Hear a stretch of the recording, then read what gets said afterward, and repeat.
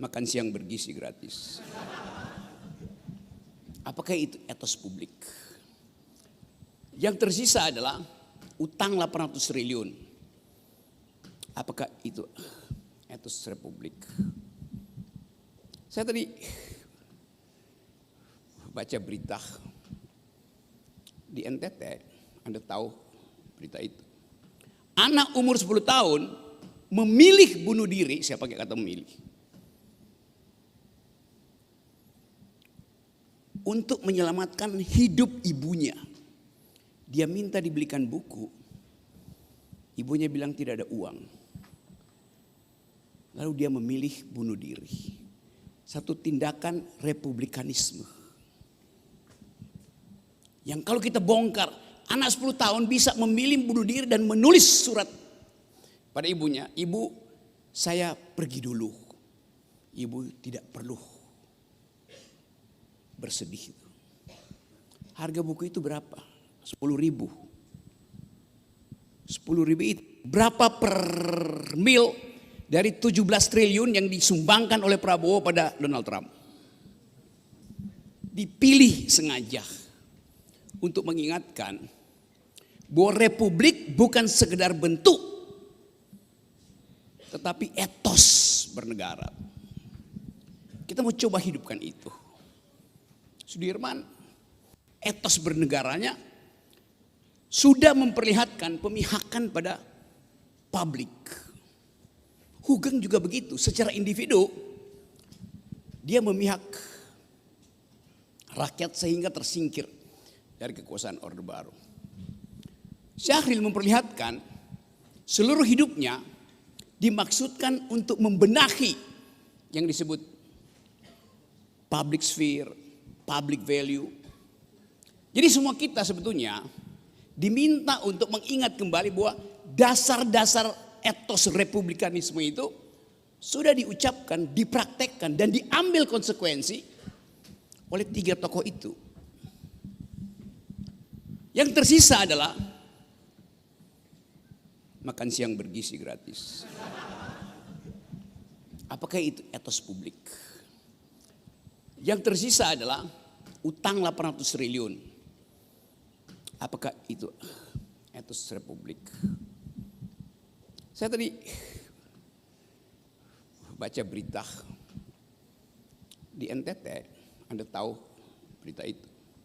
Anak umur 10 tahun memilih bunuh diri, saya pakai kata memilih, untuk menyelamatkan hidup ibunya. Dia minta dibelikan buku, ibunya bilang tidak ada uang. Lalu dia memilih bunuh diri. Satu tindakan republikanisme. Yang kalau kita bongkar, anak 10 tahun bisa memilih bunuh diri dan menulis surat pada ibunya. Ibu, saya pergi dulu. Ibu tidak perlu bersedih. Harga buku itu berapa? 10.000. 10.000 itu berapa per mil dari 17 triliun yang disumbangkan oleh Prabowo pada Donald Trump? Apakah Prabowo punya etos republikanisme? Atau anak 10 tahun yang memilih secara rasional untuk bunuh diri? Itu tindakan rasional yang sangat dewasa. Walaupun dengan konsekuensi secara psikologis kita mesti periksa latar belakang. Tapi dia memilih untuk dia mau pergi. Dan tanpa ragu dia putuskan hidup saya harus saya hentikan supaya hidup ibu saya berlanjut. Supaya hidup 5 adiknya berlanjut. Supaya hidup kecamatan itu berlanjut. Supaya hidup kabupaten di NTT berlanjut. Supaya publik mengerti bahwa ada yang gak beres dengan urusan republik. God of small things. Kata siapa novelnya yang di situ? God of Small Things. Roy yang dapat Nobel, Arundhati. Kita coba pahami kehidupan hari ini dengan mulai menguji bahwa ada etos bernegara yang hilang di kita. Sejumlah oposan bertemu dengan Presiden Prabowo, keluar dari Kertanegara senyum. Setelah oposisi pasti dapat posisi. Lalu perlu menerangkan pada publik isi pertemuannya ABCD itu. Padahal 2 hari setelah itu Presiden Prabowo pidato di Sentul. Tidak ada yang boleh menghalangi pemerintah dalam upaya untuk mencapai kemakmuran, keadilan, kejujuran. Semua normatif itu diucapkan oleh Presiden Prabowo. Tapi di ujungnya dia bilang, asal jangan cari gara-gara dengan kerusuhan. Walaupun dia masih tambahkan, bom molotov nggak boleh. Tapi prinsipnya dibidik.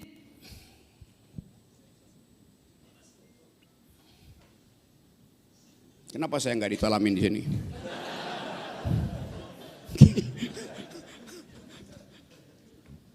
Di belakang uraian Presiden Prabowo ada kecemasan tentang kemungkinan demonstrasi.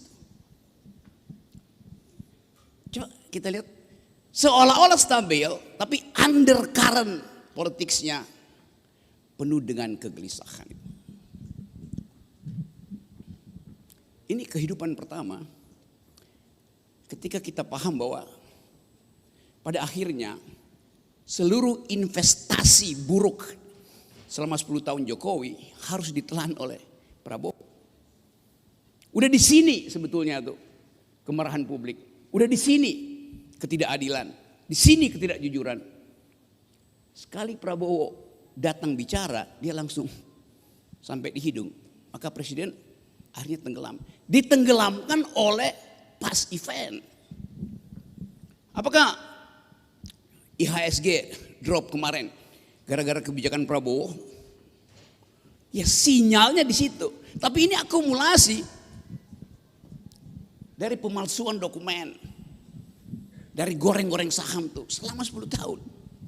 Apakah hutan yang di Sumatera itu hancur gara-gara 1 tahun Prabowo? Ya. Tetapi dia akumulasi dari 10 tahun dibiarkan oleh Presiden Jokowi. Artinya selama 10 tahun tidak ada etos republikanisme. Yang ada adalah etos kerajaan. Jadi kita hidup di dalam bentuk republik without republikanism ethics. Kita sebut ini republik. Tapi kalau kita cari ke segala sudut, mana etos republikanisme? Ini kampus yang didesain untuk reinvest, revisiting our past. Karena Departemen Sejarah UGM sendiri dimaksudkan untuk mengingat ide-ide republik. Tapi justru dari sini pembusukan itu dimulai.